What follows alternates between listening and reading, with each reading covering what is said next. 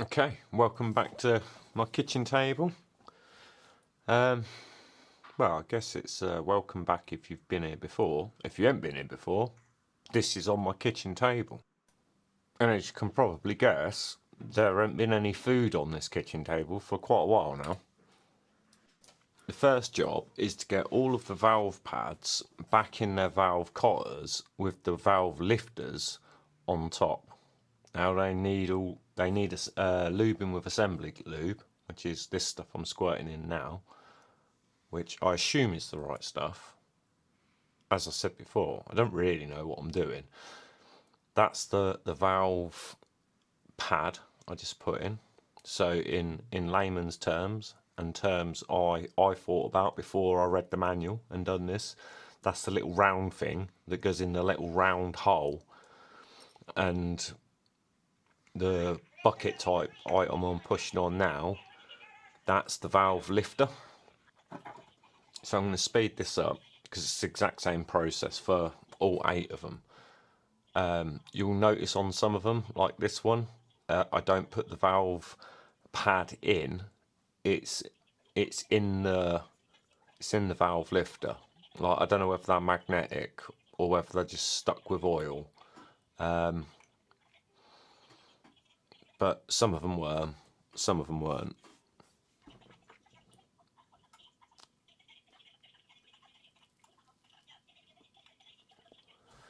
Now, if you're rebuilding your head, or you got to do your valve clearances, you'll need to do this repeatedly through the process, because each one of those valve pads has got a number on it and it indicates its size. When you do your valve offsets, no, not the offsets, the valve clearance checks, if they go out of spec, it's basically the valve pads you've got to change. So you have to strip all of your engine back to this point, change your valve pads to the ones that will get it in spec, and then stick it all back together. So if I ever refer back to sticking the cams in and doing the valve pads, this is the video for it.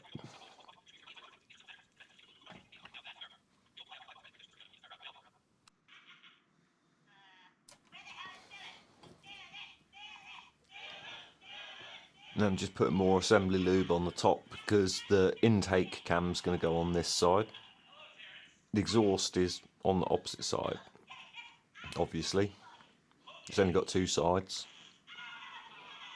I don't know whether I'm using too much of this stuff or not enough.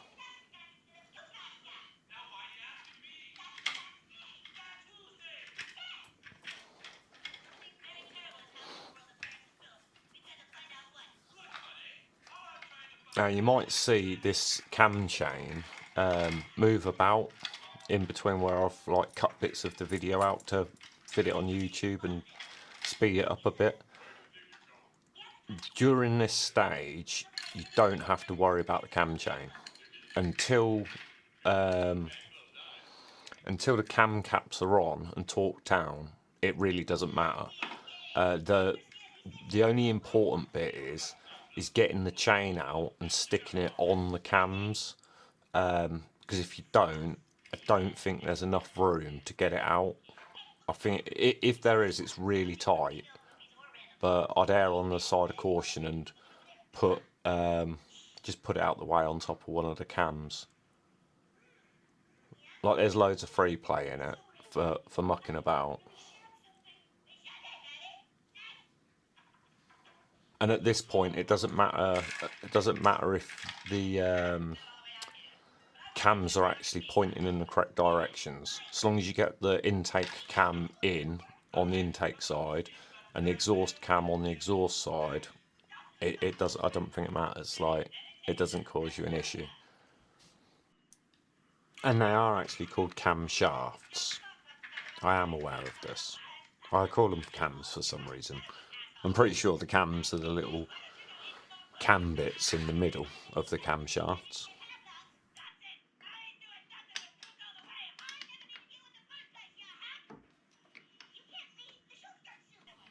As you can see, like, there is enough room to wrap it round. You do struggle a little on the exhaust side because the exhaust side's got the guide for the chain coming up on it, so it can give you like it can make it a little bit tight, but you'll see what I mean when I stick the exhaust one in.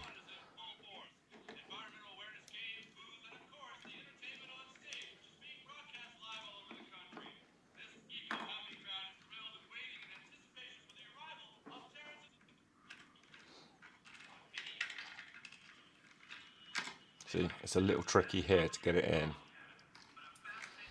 because the guide for the chain comes right up to the gear of the camshaft. There's like not much room there. So, but you just wiggle it in. You just pull the camshaft out a little and wiggle it in. It does fit fine.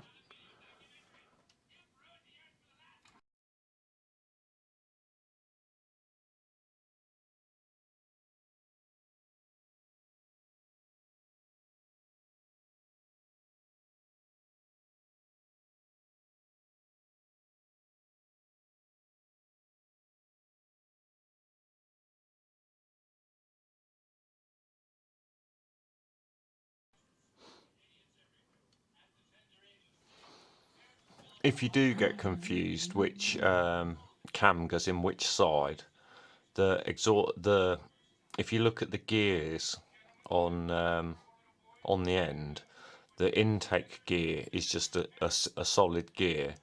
The exhaust gear has got like it's got the little spring levers on it. Oh, that's trippy. It looks like my engine's rocking. But it's not, it's the camera. I don't know why I thought I needed to put a bit more lube on that.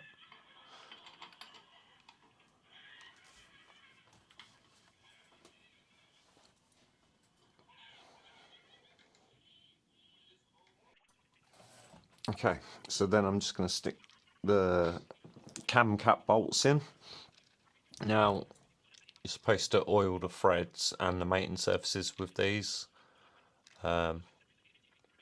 Not pour oil down the spark plug holes. It doesn't tell you to do that. Oh, I was just getting too keen with it.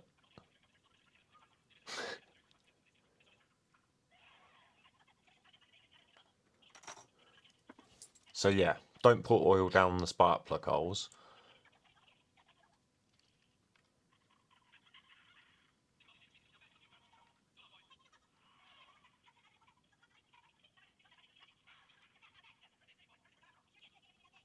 And then I'm just gonna nip them down in the star pattern.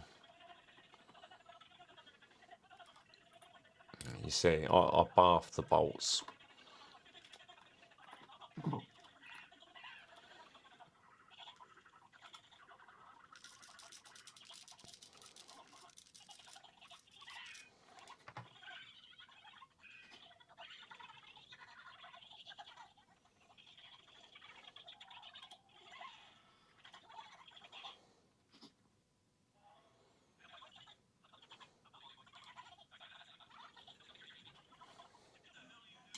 Just in case anyone's wondering, the only reason why I use motor oil is because it's red, and I like red.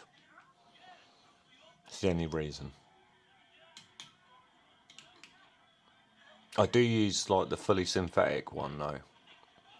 Before I had the turbo, I used to just use the semi-synthetic, and then when I put a turbo on it, the oil seemed to be really degraded when like you change it. And also what I noticed is if the turbo got really hot, my oil pressure used to drop like when it was at idle to like 6 psi. And then I changed to fully synthetic, and the oil was a lot better when I'd done the oil change, and it sits at about 10 psi at idle now. Maybe 9. Oh, I can't quite remember. A little bit higher though. Even when it's hot, still a little bit higher.